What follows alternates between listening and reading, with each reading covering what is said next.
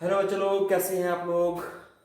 Welcome to my channel that is learn with Guruji. Learn, share and subscribe my channel that is learn with Guruji and learn it from it. Learn from my channel that is learn with Guruji. I hope you are liking my videos and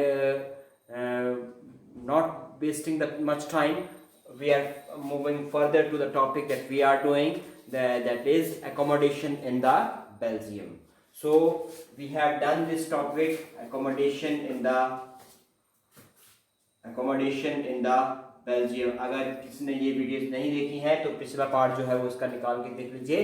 उसमें मैंने आपको जो था वो accommodation जो थी वो बताई थी कि बेल्जियम में एकोमोडेशन कैसे हुई थी। 4 पॉइंट्स में मैंने आपके साथ डिस्कस किया था। अब हम इसी टॉपिक को आगे बढ़ाएंगे। We will move further with this topic. तो हम अभी तक जो है वो 2 स्टोरीज कर चुके हैं। हमने देखा दोनों स्टोरीज, हमने श्रीलंका की स्टोरी भी देख ली, हमने बेल्जियम की स्टोरी भी देख ली। अब इसी को हम फर्दर जो है वो लास्ट में कंक्लूड करेंगे दोनों स्टोरीज को। तो कंक्लूड करने से पहले जो है वो मैं आपको ये बता जाऊंगा कि दोनों स्टोरीज में जो पावर शेयरिंग है, दोनों स्टोरीज में जो आपकी पावर शेयरिंग है, चाहे वो आपकी सिनलाज और तमिल्स के बीच में हो, चाहे वो आपकी जो है वो फ्रेंच और जर्मन स्पीकिंग या डच स्पीकिंग के बीच में हो, वो दोनों ही कंट्रीज में दोनों ही प्रॉब्लम्स को अपनी अपनी कंट्रीज में दोनों एक ही प्रॉब्लम को जो था वो अलग अलग वे में जो था वो सॉल्व किया गया। श्रीलंका में किसी और वे में सॉल्व किया गया, बेल्जियम में किसी और वे में जो था वो किसी और वे में जो था वो सॉल्व किया गया। ठीक है जी। तो बेल्जियम के जो लीडर्स थे, the leaders of the Belgiums was very much recognize the fact, उन्होंने इस फैक्ट को रिकॉग्नाइज कर लिया था कि जो यूनिटी ऑफ कंट्री है, the unity of country depends on depends upon the feelings of respecting the feelings of other community। ये बात उन्होंने मान ली थी। क्या बात मान ली थी उन्होंने?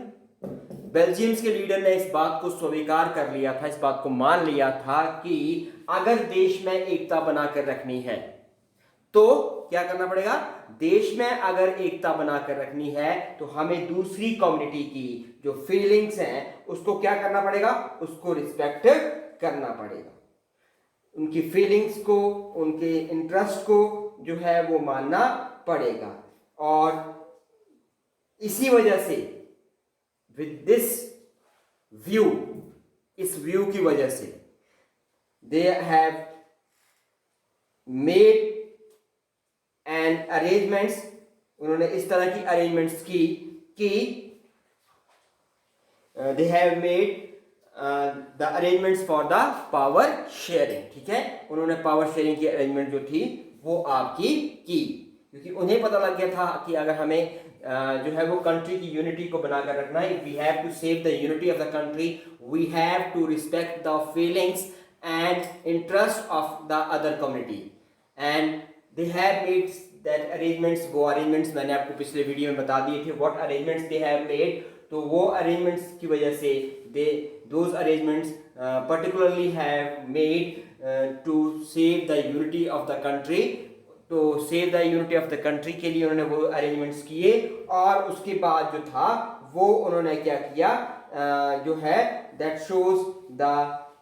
Shows how and that arrangements, वो जो अरेंजमेंट्स उन्होंने किए थे वो अरेंजमेंट उनके जो थे वो लॉन्ग टर्म में जो है वो रन कर रहे हैं। They are giving the result in the long term. अब मैंने आपको एक बात बताई थी, अगर आपको याद होगा, कि इन्होंने दे हैव अमेंडेड, बेल्जियम में इन्होंने अपने कॉन्स्टिट्यूशन को अमेंड किया था, 3 बार अमेंड किया था इन 23 ईयर्स, 1970 से लेकर 1993 तक जो था वो 3 टाइम अमेंड किया।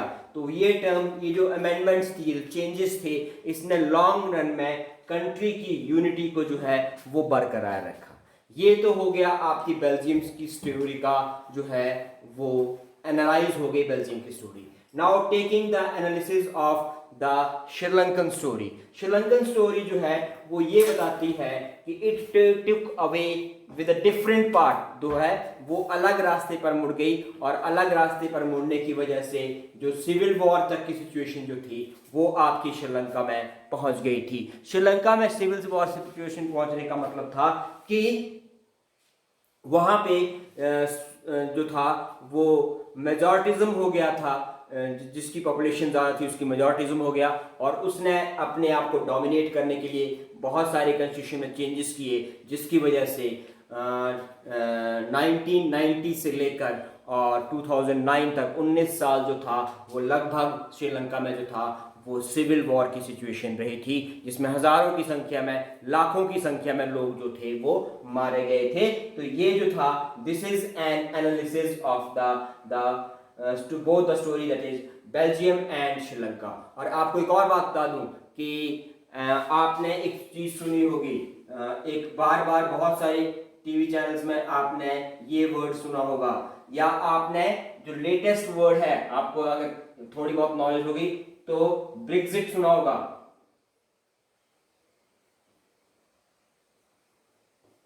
ये वर्ड सुना होगा आपने, ब्रेक्जिट वर्ड सुना होगा, या ये वर्ड सुना होगा, ये वर्ड सुना होगा, यूरोपियन यूनियन या ब्रेक्जिट वर्ड सुना होगा। ब्रिटेन जो है वो यूरोपियन यूनियन से बाहर आना चाहता है, that is known as a Brexit, और वहां पे इसके लिए 2 या 3 बार जो है वो आपके वोटिंग जो है वो हो चुकी है।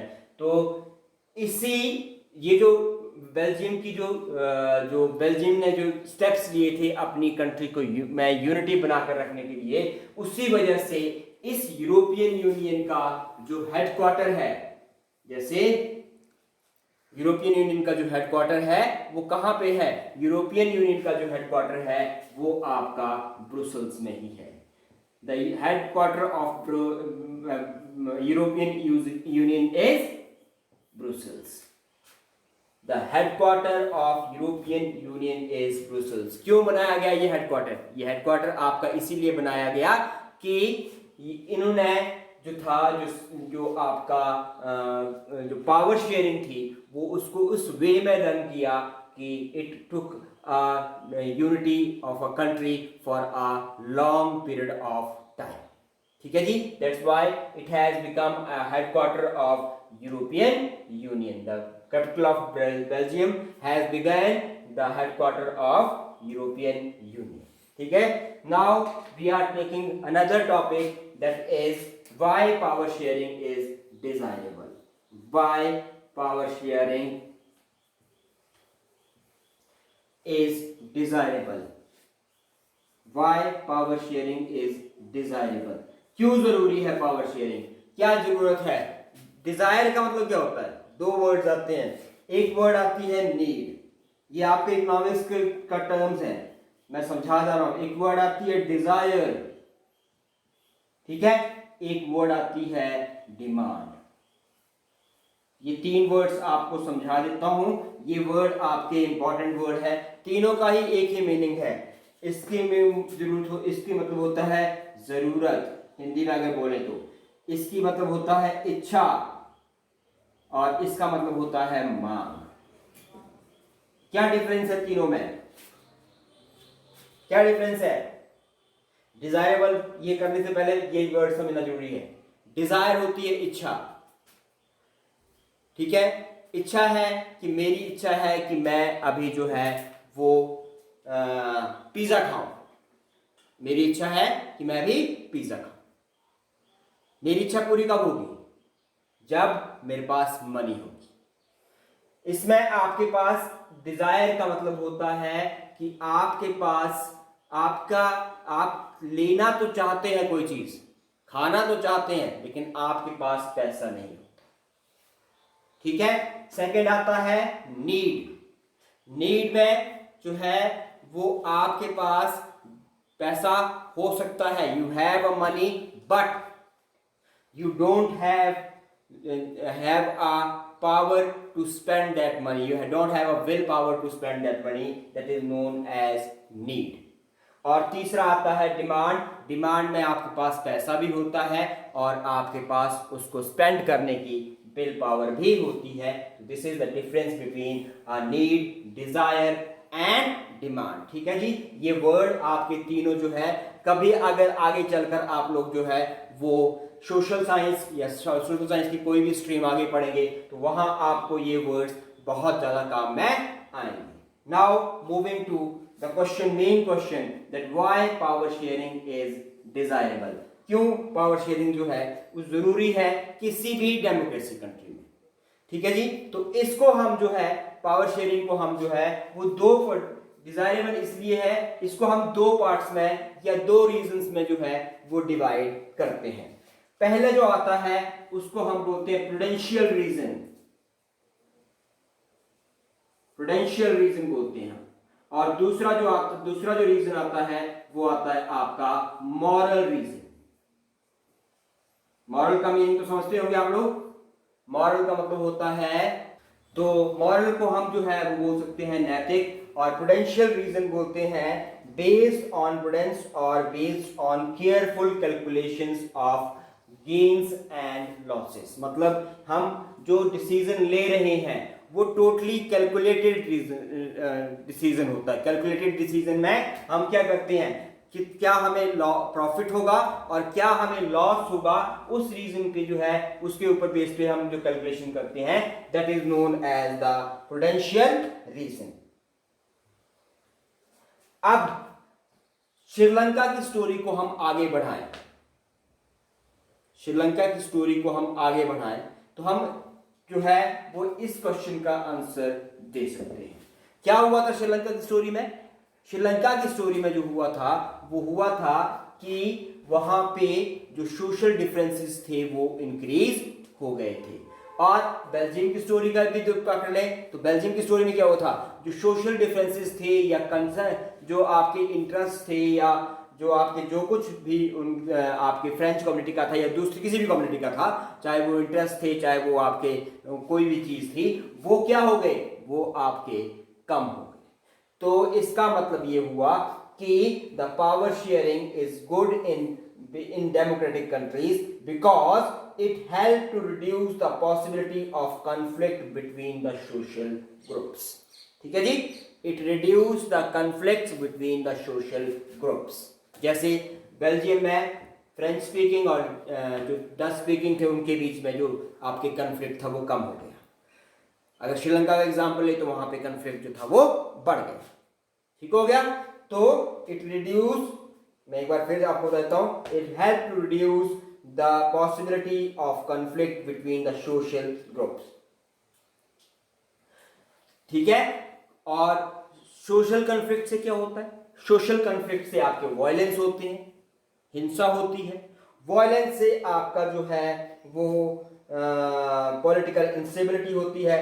Power sharing is good way to ensure the stability of political rule. तो पावर शेयरिंग से क्या होगा, जो आपकी पॉलिटिकल ऑर्डर है उसमें स्टेबिलिटी आना शुरू हो जाती है। जैसे अगर हम बात करें तो श्रीलंका की एग्जांपल ले लीजिए। श्रीलंका में जो था वो 19 साल तकरीबन 19 इयर्स जो था वो आपका पॉलिटिकल इंस्टेबिलिटी रही। एक गवर्नमेंट आती थी फिर वो दूसरी जाती थी, वो तीसरी, इस तरह से कई गवर्नमेंट्स आई, कई गवर्नमेंट्स चली गई। आज की डेट का अगर हम करंट एग्जांपल लें तो नेपाल का एग्जांपल ले सकते हैं। नेपाल की जो गवर्नमेंट है वो आपकी कहा ये जा रहा है कि वो चाइना कंट्रोल्ड है, तो वो आपकी डेट में जो है वो इंडिया के कुछ एरियाज को अपने एरियाज में शो कर रही है। तो दैट वहाँ पर भी वो पॉलिटिकल इंस्टेबिलिटी चल रही है। तो अपनी पॉलिटिकल इंस्टेबिलिटी को छुपाने के लिए वो कहीं ना कहीं इंडिया के ऊपर जो है वो इंडिया को जो है वो दबाने की कोशिश कर रहे हैं। तो वो पॉलिटिकल इंस्टेबिलिटी जो है तो होती है, that this reason is known as. तो अगर आपको पॉलिटिकल स्टेबिलिटी चाहिए, अपने देश में जो पॉलिटिकल सिस्टम है वो स्टेबल चाहिए, जो गवर्नमेंट्स है वो स्टेबल चाहिए, तो we have to reduce the conflicts between the the communities between the social group. जितने भी सोशल ग्रुप्स हैं उनके बीच में हमें जो है वो क्या करना है, कन्फ्लिक्ट्स को कम से कम करना है। मतलब सभी के इंटरेस्ट को हमने या सभी की जितनी भी फीलिंग्स हैं उनको सबको एक साथ लेकर चलना है। So this is a prudential reason. Now moving to the moral reason. Second is the moral reason. Moral reason जो है वो आपका, इसको हम और ज्यादा डीपर सेंस में जो है वो यूज कर सकते हैं। We can use this reason in more deeper sense. It is good for democracy. Power sharing is very, power sharing is a spirit of democracy. ठीक है जी, पावर शेयरिंग जो है वो डेमोक्रेसी की स्पिरिट है। क्यों? अगर आप पावर शेयर नहीं, जैसे पहले के जमाने का और आज के जमाने का, आप आज की इंडिया का और जब 18th सेंचुरी या 17th सेंचुरी में राजाओं का राज होता था, तो दोनों को कंपैरिजन कर लीजिए। उस टाइम पे क्या होता था? उस टाइम पे एक राजा होता था और उसका ही राज चलता था। वो उसने जो ऑर्डर बोल दिया कि जी इसको फांसी पे लटका दो, तो कोई दलील अपील सुनने वाला नहीं होता था, उसको फांसी पे लटका दिया था। लेकिन आज की डेट में आपके पास, अगर आप लोअर कोर्ट से केस हार गए तो आप हायर कोर्ट में जा सकते हैं।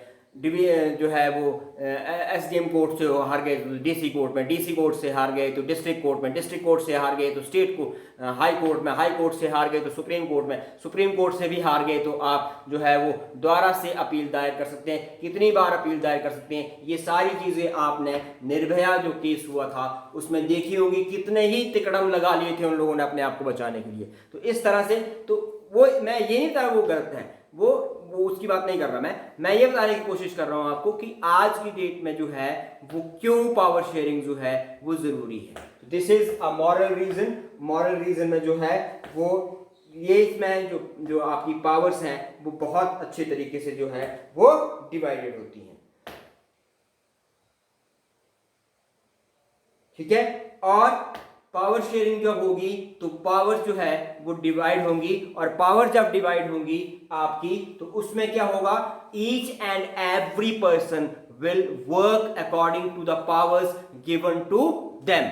जो पावर्स उनको दी गई होंगी उसमें के अकॉर्डिंग ही वो पर्सन जो है वो काम करेगा।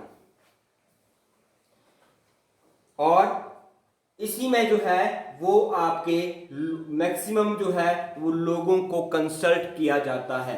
ठीक है, मॉरल रीजन में ही मैक्सिमम लोगों को कंसल्ट जो है वो किया जाता है। जैसे जो है उनसे राय पूछी जाती है। आपको भी पता होगा कि जब इंडिया का या किसी स्टेट का बजट बनता है तो गवर्नमेंट जो है वो पब्लिक डोमेन्स पे डालती है।